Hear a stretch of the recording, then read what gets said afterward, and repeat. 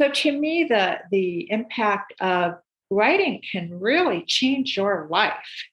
So when you're going through grief, the reason that matters is that you can't walk through your whole life under that dark, heavy cloud. You can't do that. And so writing is a way to process your way out of that.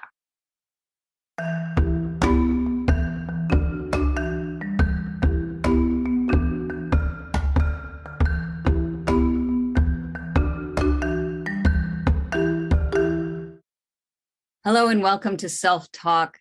I'm Rachel Astarte. Today, I have the pleasure of my first return guest, Kathy Curtis. Kathy has worked as a healing artist and a writer since 1991. Her programs support the transformation of grief, illness, and emotional barriers through creative expression. She's the author of Invisible Ink, which is a memoir about her own journey through grief. Its second edition, and this is the exciting purpose of this interview today, the second edition is going to be released January 1st of 2022. So this is all very exciting. And what's beautiful is she has this unique writing process that has brought her a lot of healing and so many others a lot of healing. And that has been turned into a successful program that she offers online and at various venues in the Midwest.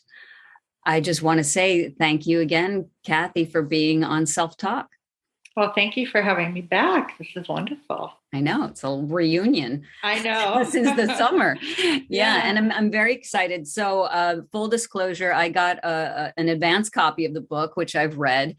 And but I would love for you to share with the listeners a little bit of your background and how this book, Invisible Ink, came to be. I'd love to do that. I felt drawn from a very young age to the outlet of journaling and art, and I pursued a fine art degree in college. I was thinking, I need to parlay all this into a good job, a good paying job. And so I went kind of a corporate route in my career. But I always had a longing to work with people and help them get the benefit of creative outlets the same way that I had gotten them. And so I developed just on the fly, I developed a program for women that had been through really, really challenging life circumstances. I developed a program for people that had been through a heart episode, and the hospital hired me to be like week 5 of their 12-week rehab program. And I taught, it's like there was no audience that I didn't go to that didn't really respond well. And the doors just kept opening, and it was just really gratifying work. So I've been doing that for a long time. And then my mother died of a very painful, quick battle with cancer, like no time flat. She was gone. And so I did my own writing to get through that. It was, cathartic writing. I had all these, just these moments that I couldn't get out of my head about that 2.5-month period that were just like embedded in my head. And some were really awful and I needed to get them out of me, but some were beautiful and I didn't want to forget those. And so I wrote to her. I wanted to share with her my journey through the loss of her because she was morphined up like the whole time. And so we didn't really get to talk.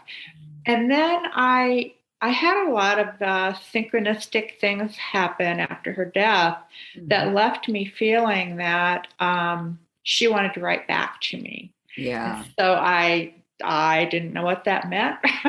And I just took a leap of faith that it was going to be healthy and helpful. And it was beyond all that. It was so deeply, profoundly healing to me to allow her to write back.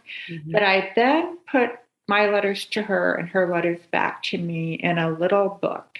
And I thought, it incorporated a lot of the whole mystery around death that I didn't feel anybody was talking about back Wow. then. And I needed I needed to figure it all out. I had weird things happen where I'd feel like she was visiting me, and then I'd talk myself out of it, like, no, I'd get all rational, like, no, that can't be happening. But the truth is, that part of my journey through grief is the most healing part that I had. And Mm, so when I developed a writing program that kind of followed what I did. I took it to a hospital. I took it to a grief center. Everyone kept allowing me in, and they're like, well, if people show up, we'll let you do the program. right. Well, so people kept showing up, and it was working Mm, for them the same way that it worked for me. And wow. so now, we'll see how many years ago, 14 years later, after I published the original version, thousands of people have gone through the program.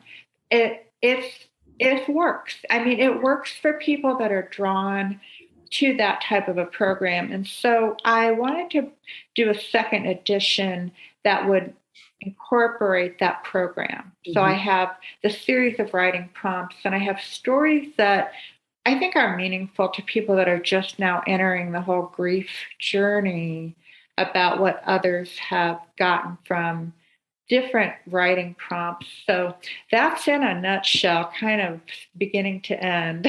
Yeah, that's beautiful. And grief is a huge subject for us as human beings, especially now. I mean, we're always experiencing grief as people who are mortal, but but especially now, there are so many people who are suffering. And so, what would you say? This is probably a really difficult question, or not. I don't know, but take as much time as you need. What is it about writing that helps grief? Well, okay, when I was doing it as a teenager, I would have these big, angst filled issues in my life, and they got worked out on the paper. Mm-hmm. And I didn't have anyone in my family that I could really talk to.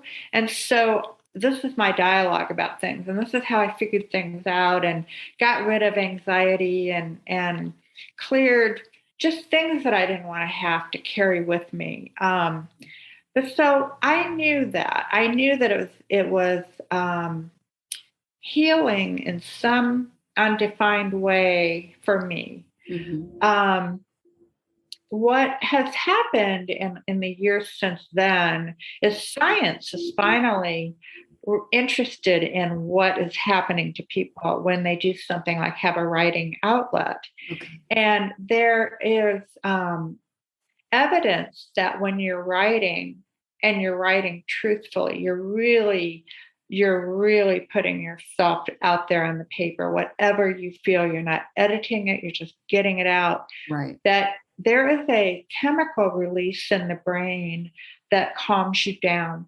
Mm-hmm. So there's a ton of anxiety with grief Sure. because people have to suddenly, their life is completely changed. The Mm-hmm. rug got pulled out from under them. They don't know what they're going to be like. They don't know how they're going to live. So that anxiety can really be helped by writing.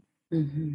But the other thing I've learned, and this is related to grief, but also related to life, when you are going through something big, and I'll give you the example that I can't get out of my own head. There was a group of like 50 something men in England who had been job eliminated. So they had worked in this company their whole career. It's all they knew. They're not very good at expressing their emotions anyway because they're men, they're 50 something. And so they did a study, and they had a group who didn't write anything at all. They didn't do any writing about what they were going through. They had a group who wrote every day. They wrote like, "Oh, today I went to McDonald's and I had a hamburger. Today And then the third group wrote about what they were feeling and Mm-hmm. and really went through it honestly. Mm-hmm. That third group was dramatically faster at pulling their lives back together, not only getting another job, but getting a better job, like Wow. improving their lives. So to me, the impact of writing can really change your life. But Yeah. so when you're going through grief, the reason that matters is that you can't walk through your whole life under that dark, heavy cloud. You can't do that. And so writing is a way to process your way out of that Hmm. at your own pace, Hmm. in ways that you're comfortable with. Hmm. Because there's a lot of guilt. People have guilt about moving on and Right. things like that. And anyway, those are the things that come to mind for me that really are valuable. Yeah. I love what you said about it, about doing it in your own way, because grief is very personal. We think like, okay, this is what grief looks like. And there are general rules about, um, the silliest of all being, that there's a time limit on grief, which of course there isn't. It's our own experience of it and our processing of it is very personal. Oh, I totally agree with that. There are universal things that we all share Sure. about grief, but there's an equal amount of very, very personal things that people have to really work out on their own. And, this is bringing to mind many people who have come to my program. They've been to a kind of typical grief support group where you sit in a circle and people share, their what they've been through and that type of thing. Mhm. And many of them have said, I've been going to that for years and I don't feel like I've moved the needle of my grief at all. Right. So there's an element for me of that creative process is pulling from your unique place Mhm. as a human being, as someone who's grieving. And so I have typically 4 weeks, like 2 hours a week and 4 weeks, and people dramatically move the needle in their Wow. grief. So I know that there's something about being actively engaging like that, Mm. and just freeing the energy that comes with having an outlet like that. Yeah. And as I'm thinking about it too, there are some people who feel maybe that they can't handle it. The pain is so great that to actually write about a loved one who has passed may be just too much. What kind of advice can you give to someone who might feel that way? Well, it's valid. I mean, it's a valid fear. I have two thoughts about it. One of them is I really feel that we've all been programmed to fear our feelings, no matter Okay. what they are, that we're afraid of them. They're too big for us. We can't handle them. Hmm. And I disagree with that completely. I think we were built to not only be able to deal with them, but that dealing with them is truly the only way to Yes. continue to find a healthy way through life. But it's really different. People who go through my program, we're in a room together, and so they feel more confident being together like that. There are people who prefer to go off and do it on their own, Hmm. and Hmm. they're fine working through it, on their own. But in all the people that I've led, and it's been a lot, there's been one person whose feelings were too big for them. Mm. So I've never forgotten that because it can happen. Sure. And I think the more that we step up to the act of living our fully who we are, how we feel, acknowledging our feelings, Mhm. um, the stronger we get and the more we can gauge, like, oh my gosh, I think I need help right now. I think these feelings are really scary to me. That's the time when you reach out and you find a friend, a therapist, You find a church, like clergy, like anyone that you would typically go to when you're really dealing with something that big.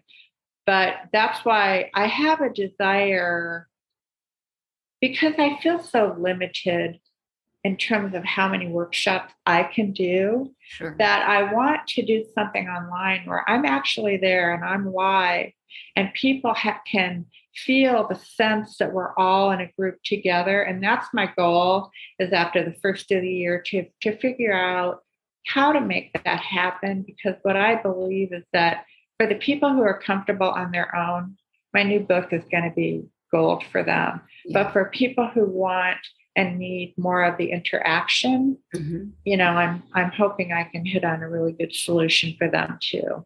Yeah, beautiful. So let's talk about the book a little bit. There's definitely a spiritual aspect to the book. That's a huge part of the book, not just the practical nature of writing through your grief. I wonder, one of my favorite parts of the book was the story of your lost wedding ring. And I wonder if you could just tell us that story very briefly. And when I read it, my jaw dropped, but go ahead. I know. It was a big moment in my life. So my mother had come a year before this, my mother had come to visit. I was going through back surgery, and my husband was doing everything, cooking, cleaning, yard work, blah, blah, blah, and I'm laying in a bed. It was just awful. So she came to help cook and just clean and do things. At that time, she was on her way to a diagnosis of cancer. It was like, we didn't know that, but a month or two later, she was on her way out the door, like literally. It was weird. But while she was there, my husband was out doing yard work and he lost his wedding band. It was in the fall. We had gone through so much to pick the rings, and it was unacceptable to me that we wouldn't find it. So he tried everything. He looked, I was out there all the time looking. A year or a year and a half later, every time I went out to do yard work, I had it in my head. Yeah. We had this compost bin in the back, and it's in the fall. It's like a day before Thanksgiving, and that was our wedding anniversary. I'm cleaning out the bed. She's up on the roof, getting the leaves out of the gutters. It's a really warm day, oddly warm. And I'm out by the compost bin, and I've got my bucket, and I've got my shovel, and I just pounded the shovel in the dirt and said, Mom, I know if you can help me find this ring, you can help me now more than you ever could. I want to get that ring back. And so I shovel all this dirt in the bucket, take it out to the front garden, dump the bucket, and literally on the top of the pile of dirt is that ring. And I honestly, Rachel, people talk about having out of body experiences. Yeah. I had one, and I don't even know if that's the right term for it. Everything went silent. I heard nothing. I felt like I had been plucked off of the planet and was in this strange reality. But anyway, I stuck it in my pocket, and I went in, I got ready, and I drove to the mall, and I had them clean the ring up. I still had the box that we bought it in. Wow. But, wrapped it up and gave it to him when we went out to dinner to celebrate our anniversary. And so it was just unbelievable. But it's like I had so many encounters with her, but none of them were so obvious. Like I said, Mom, I need you. And she delivered. And it was that quick. Wow. So, that's amazing. I love that story. Thank you for sharing that. Yeah. So a couple of things, and you already touched on this a little bit, other ways that we encounter our departed loved ones, people who are not on this plane anymore, is through dreams. Definitely. And dreaming. And I wonder, if you could speak to that too. A lot of people, some of my patients who have lost loved ones and are working through grief in therapy say, well, I have dreams about them, but that's not the same. And I'm saying, wait, stop. That means something. I mean, it does to me, from a shamanic perspective. dream time is just as real as this ordinary reality as well. And so oftentimes I have found, especially dreams about my father who died 20 years ago, he still comes and visits me, and I pay close attention when he talks to me. Yeah. Like what, Yes. But yeah, so if you could talk about the dreaming aspect a little bit. I can. And my whole journey was self taught. Like I was just in the moment witnessing my own grief and all these experiences that I had no prior orientation to know how to talk about them, how to think about them. So I had a series of 3 dreams that they felt bigger than a dream to me. That was my experience of it, and the reason it felt bigger than a dream to me is that it fulfilled me like I really had been with her Mm. in a way that I don't know if I've ever had a dream about her that didn't feel that big, but I think I have. This series of 3 dreams told the story about her, and she was there and I was there and other people in our lives were there, and some really uncanny things came through the dreams that it's like if I go there we'll be on this for an hour, but I believe, and of all the people that I've worked with, they know what I mean when you say bigger than a dream, like it's more than a dream. You truly feel like you have somewhere in some reality been together. Yep. Mm-hmm. And so there's, the thing that was such a relief for me is that when I went to market with my ideas and my program, I didn't know how it would be received because it was really kind of out of the ordinary in 2008. I mean, we were far away from where we are today in terms of our openness to a lot of things. But what I found was that people were starving to be able to share the things that were happening for them and to be in a group that didn't tell them what to think about it or tell them not to think about it, but help them find a way to integrate the meaning of it within their particular context. And yeah. So dreaming's important, and pay attention to your dreams, right? Absolutely. Yeah. So the letter writing. So you wrote to your mother, and we've talked about how cathartic that was and to be able to communicate. But then there's a whole section of the book where your mother writes back. Tell us a little bit about how that happened. Well, it caught me off guard. I mean, I kept having these experiences where I felt her near and I would acknowledge it and then I talk myself out of it. Like that just kept happening. And so, but I kept feeling this tap on my shoulder. Like there's more to say here, but I had no idea what. And so the day of my mom's funeral, there had been a hawk that flew above the hearse from the funeral home to the cemetery. And a friend of mine was in a car behind the hearse, told me about it. And I'm like, wow. Then I saw hawks all over for a long time. So during this period when I'm trying to figure out what is it I really need to say here, I'm sitting on my back patio having a cup of coffee, journaling, really wondering I don't know what to do here. And this hawk lands on my backyard fence. I had never seen a hawk in my backyard. It wasn't that big of a yard. The hawk was huge.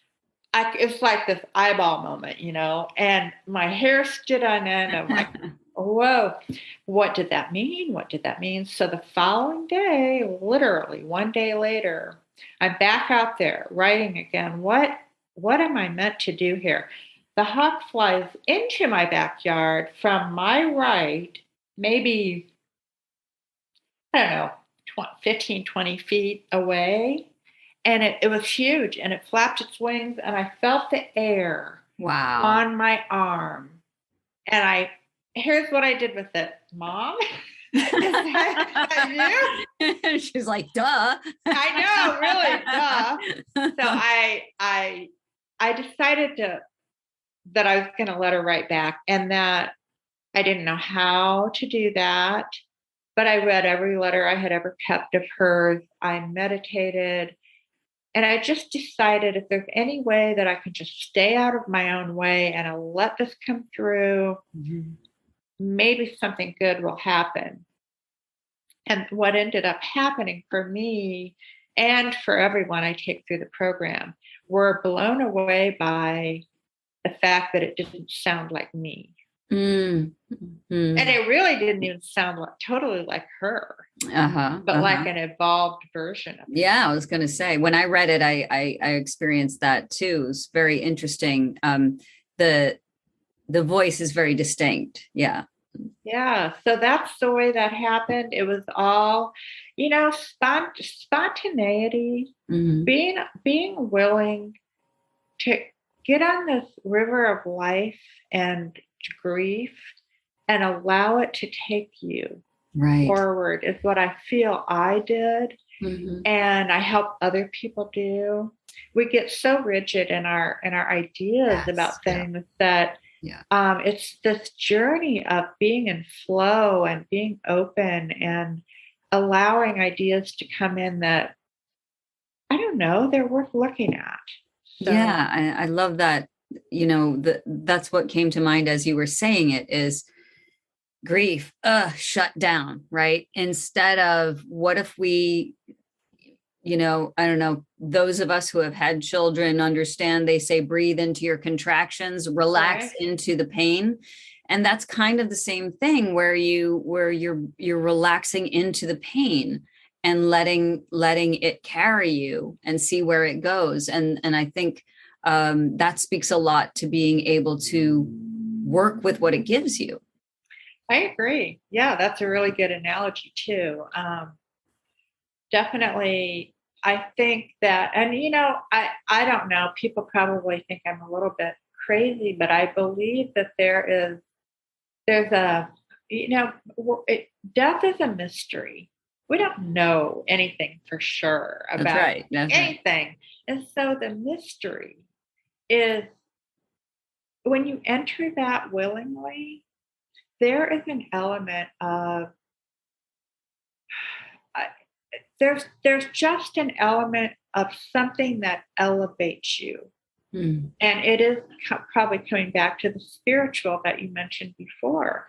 I think we don't tend to take a journey like that until we're confronted with, wait a minute, I can't see them anymore. Where are they? If there's still a connection.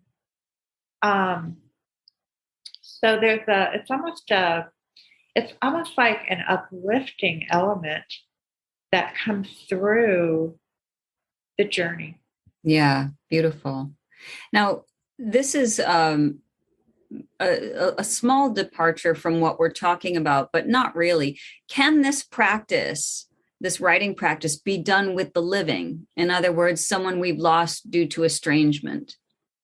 I absolutely think death is symbolic. We can when we lose a job, there's something in us that has to die. When we lose a relationship, the death is partly that two-way connection, but it's also partly within, like what has to give way within me for new life to come in a relationship, in a job, in a whatever it might be. And I've had people go through my program who were dealing with a variety of things, even a pet. People have done pet grief. But I think it takes them a little bit of time if it's a relationship, a divorce, or whatever, but they get there. Because our psyches are infinitely brilliant and wise. And when we do creative work, that's the part of us that comes through. Yeah, beautifully said. Thank you. So how can listeners find the book and or your programs when you start doing them again? What's the best way to make sure they get a copy of the second edition? Well, the easiest way will be to go to Kathy Curtis Inc., and that's ink.com. Mm-hmm. I sign up for my newsletter. I don't like bombarding people with just to stay in front of them. I don't even believe in doing that. But when I have something I want to share that may be of help, I communicate it through the emails that go out. So I would do that. You can also keep an eye out on Amazon.com. That's where the book will be until, it may make it into other stores, but that's where I'm starting. Okay. Okay. So that's Kathy Curtis Inc. INK.com. And I will put this in the show notes so everyone has it. Thank you. Thank you so much, Kathy. It was lovely having you back. And I'm very excited for your new book. Thank and you. I really appreciate you talking about such an important subject and giving us a path to work with grief. It's very helpful. Well, I'm really grateful that you give me the opportunity to share it. So thank you.